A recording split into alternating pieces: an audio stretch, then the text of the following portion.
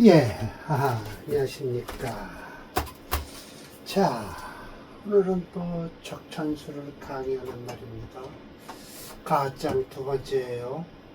자, 이거 이제 임철조 선생이 적천수의 원문과 증주를 공부하시다. 증주까지 이제 쫓아와서, 원문과 원주, 그 다음에 중주까지 하셨잖아요. 근데 다 한 게 아니라 이 원문에 이런 식으로 나와 있다는 거예요. 어떤식? 원문이라는 것은 이 원전을 말하는 거죠. 조그맣겠죠. 사례명조도 없이 원전만 이렇게 몇 구절 이렇게 있는 거예요. 그것을 이제 유백원이라는 분이 이 원문에서 원주를 달았죠. 이 원주를 가지고 또 임 선생께서 임주를 달았어요. 그러다 보니까 원문을 무시할 수가 없잖아요. 특히 이 원주를 하신 분은 원문에 절대적으로 쫓아가셨어요. 그리고 임철조 선생은 이제 살을 많이 붙이셨죠. 지난번엔 임철조 선생의 이론을 말씀을 드렸고요. 오늘은 유백원 주를 한번 읽고서 사례명조 지난번에 했던 거를 설명드리고 또 오늘 사례명조 두 개를 한번 보겠습니다. 하나는 분명히 얘기해서 가화장이 아니에요. 가화가 아닌데 가화라고 하셨어요. 그리고 참 희한하게도 이 가화장에선 지금 사례명조 3개까지 봤는데요. 모두 간목일주에 기토가 옆에 있어서 화한다라고 말씀을 하세요. 나머지 2개는 아직 안 봤습니다. 제가 미리 보면서 말씀드릴 필요는 없고 오늘까지 강의하는 거 사례명조는 3개인데 모두 간목일주에 기토가 바로 옆에 있어서 각기 합화토를 한다고 하셔요. 그런데 하나는 진짜 아닙니다 라고 제가 반론을 제기한 거고요. 2개는 그래도 인정하겠습니다 라고 하는 겁니다.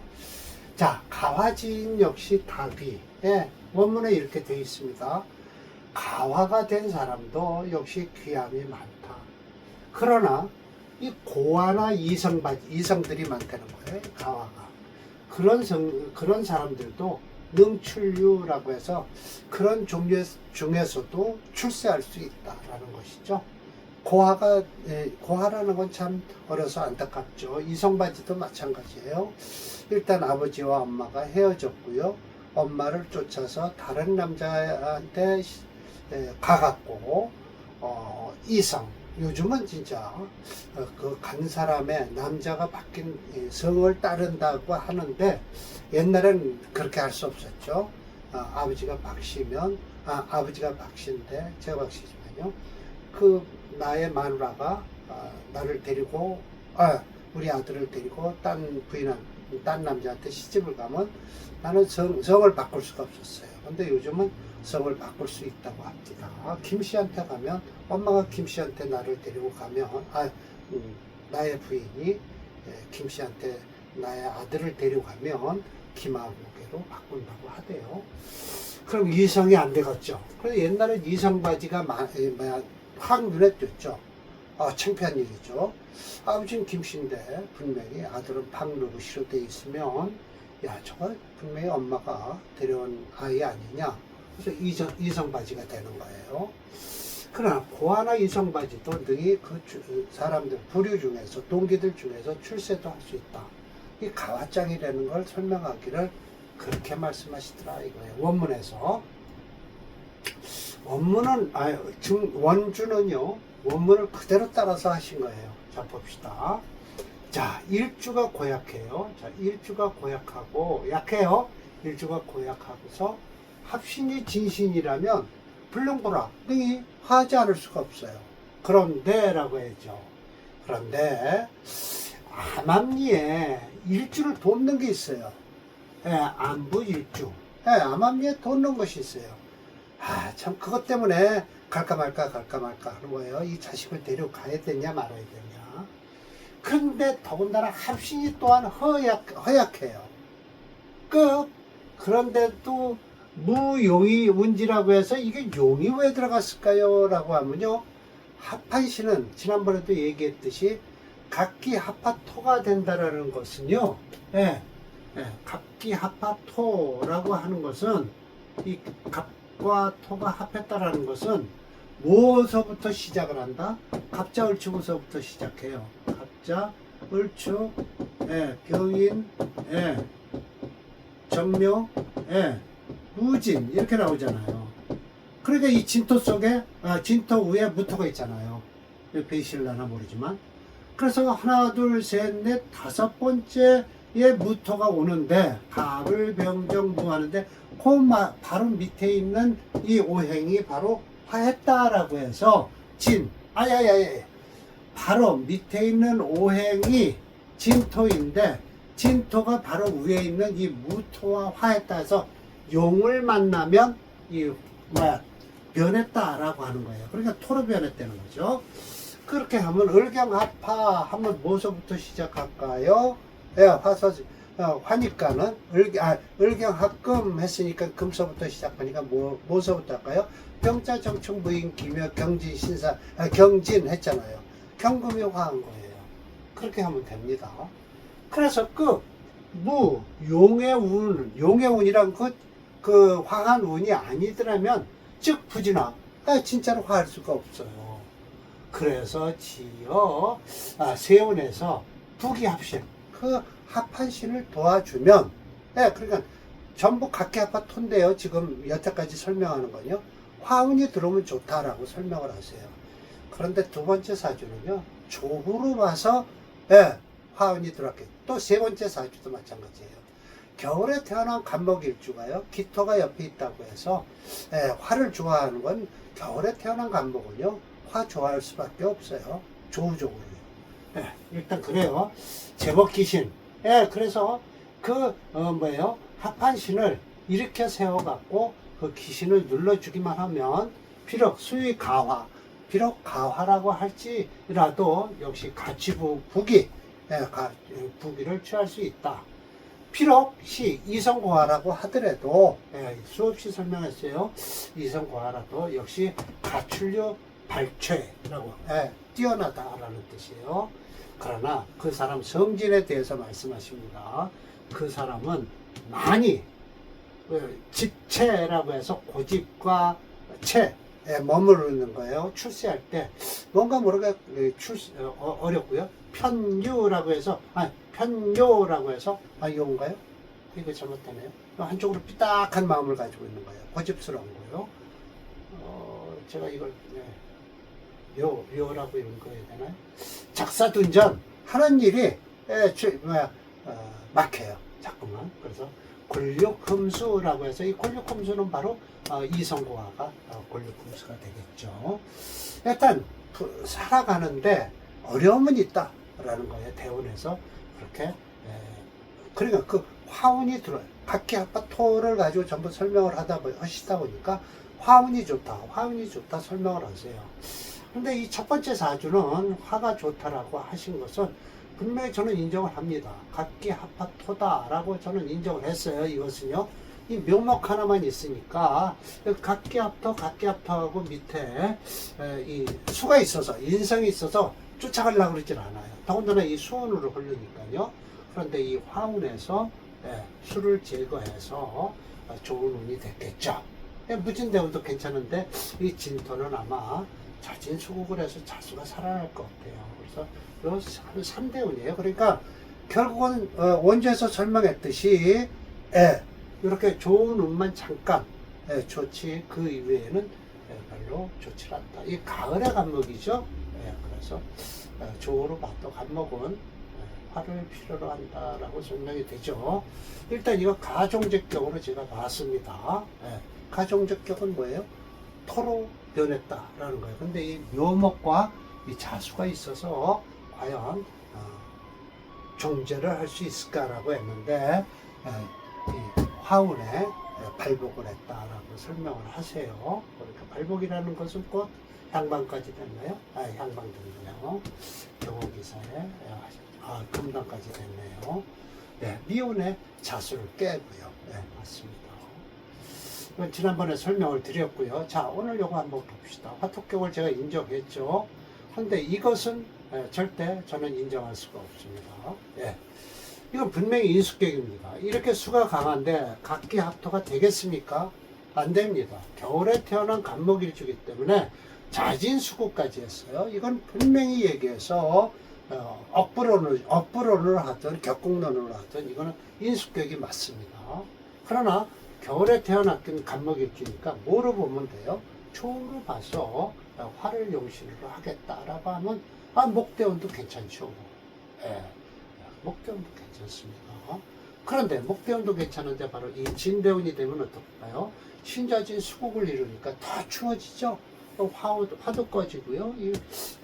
병화도 절지에 들어서 경진대운에 끝이 났다라고 하는데 요것만 어떻게든지 넘기면 사오미 대운이 있어서 말년운도 좋았을 거예요. 예, 제가 다시 한번 설명드리지만 이 사주는 인수격의 조부용신으로 병화를 쓰는 사주다. 그래서 수체 토화용주에서요 화용신으로 봤습니다.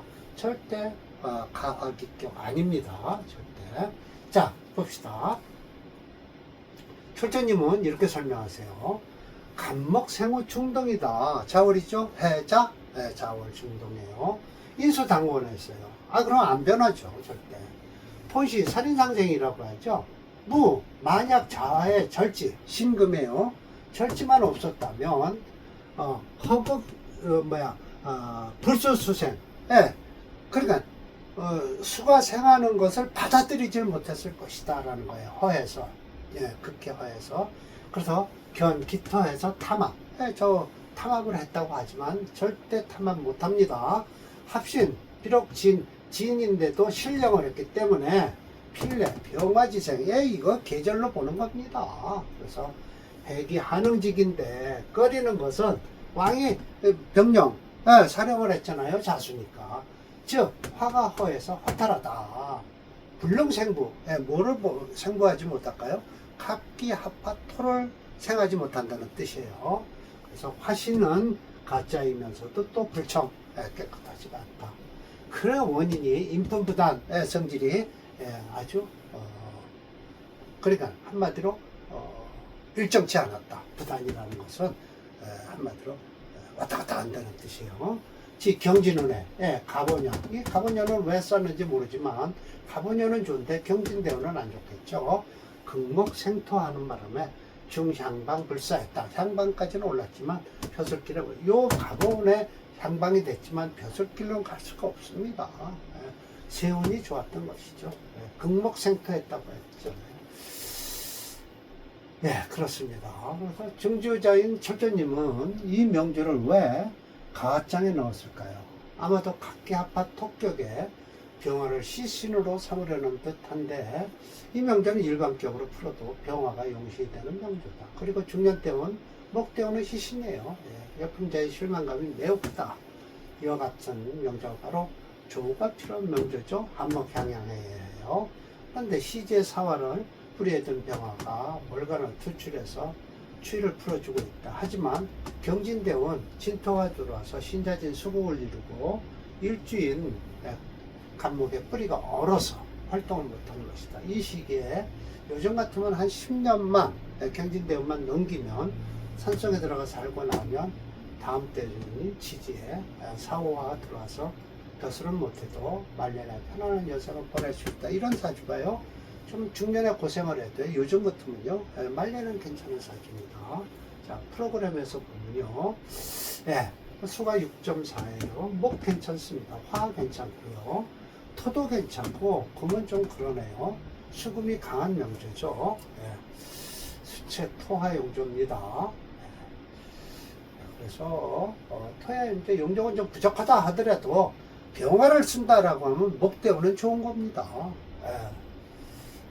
그래서 수가 왕았기 때문에 사령을 해서 즉 화가 허탈하다라고 한 것은 토를 도와주지 못해서 허탈한 거예요. 불능생부했다는 것이 바로 토를 돕지 못했다라고 했는데 각기 합파 토를 용신으로 보신 듯하다라고 했습니다. 수가 강하니까 토를 쓰긴 쓰겠죠. 만약 이 사주에서 술토만 있었다면 절대 정화 가화라고 하지를 않으셨을, 술토가 있어도 가화가 될 겁니다. 사실은 술토를 쓰니까요. 예. 그러면 더 좋다고 하셨겠죠, 가화를. 그러나 지나치게, 그래서 적천수가 종과 화가 많다라고 이제 일반적인 명리가들이 말씀을 그렇게 비평을 하시는 거죠. 자, 348번이죠. 한번 볼게요. 용신대원은 용신은 똑같아요. 저 병화를 씁니다. 요 진토대원은 딱 걸렸네요. 지금 올해 43인데 35부터 43. 그러니까 신사대원도 신도 그렇고요. 이 사대원이 들어오면 저 사화가 용신이기 때문에 사음이 되면 좋죠. 갑대원까지 괜찮을 겁니다. 죽지는 않았어요. 향방까지는 됐겠죠. 그러니까 초시를 본 거예요. 초시를 봐서 지방에서 붙었지만 벼슬길은 못 나갔어요. 그렇지만 이 다음에 기약이 있죠. 화운이 들어오면 가능할 겁니다. 괜찮을 거예요. 지금 진토운은 안 좋죠. 자, 이 사주 가종제로 보셨는데 저도 가종제로 보겠습니다. 이 갑인 때문에 종을 할 수가 없어요. 그런데 이렇게 이 운은 별로 안 좋습니다. 그러면 경진 4, 5, 미운까지 좋은 사주입니다. 이 사주는요. 천년은 고생을 해야 되겠죠. 자, 토가채입니다. 토가 많습니다. 그러니까 이 토가채니까 목수로 가면 좋겠죠. 근데 목을 이걸 못 쓰니까 화토로 가야만이 되겠죠. 그래서 저도 프로그램에서도 가종제격으로 봤습니다. 저도 인정하겠습니다. 간목생우 축월이에요. 그래서 기토 통군 이망. 그렇죠. 좋습니다. 연지 록비죠. 견 정화까지 해서 뭐죠? 생생하는 게 지의 마땅하다. 목생화하고 있다는 뜻이죠. 무쟁투지세. 투쟁이 일어나질 않는데 이 정화 때문에 그렇습니다. 이것이 바로 비록 수시 가화라고 하지만 오히려 유정하면서 불패, 어그러지질 않는 거예요. 경진운부터 넘기잖아요. 왜? 이 인묘운은 별로 안 좋았을 거라는 거예요. 과갑연도. 토가 채니까 분명히 목을 써야 된다라고 할 텐데 목을 못 쓰는 거예요.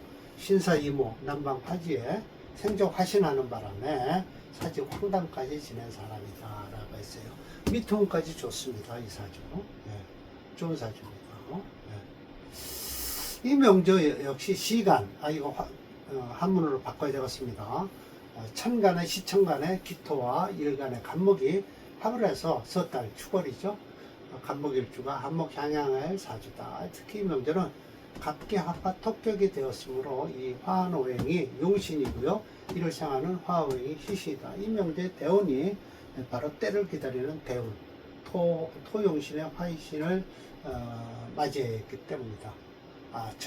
종을 거역하는 글자 연간지에 갑인 주로 기신이다. 그러므로 대운에서 희신은 신사이모 남방화지를 기다릴 수밖에 없는 명주다. 자, 프로그램에서는요, 토가 6.9이고요, 화가 2.4예요. 화토여행이 정주여행이 돼서요, 화토격으로 나온다. 지수법은 생략할 것이다 라고 했습니다. 그러나 이 격국노로는 제격으로 봐야 됩니다. 제격은 비겁을 쓰는 겁니다. 목을. 목을 쓰고 수로 기다리죠. 그러면 전혀 반대로 나오겠죠. 그러니까 격국노로로서는 맞지 않는 것이죠.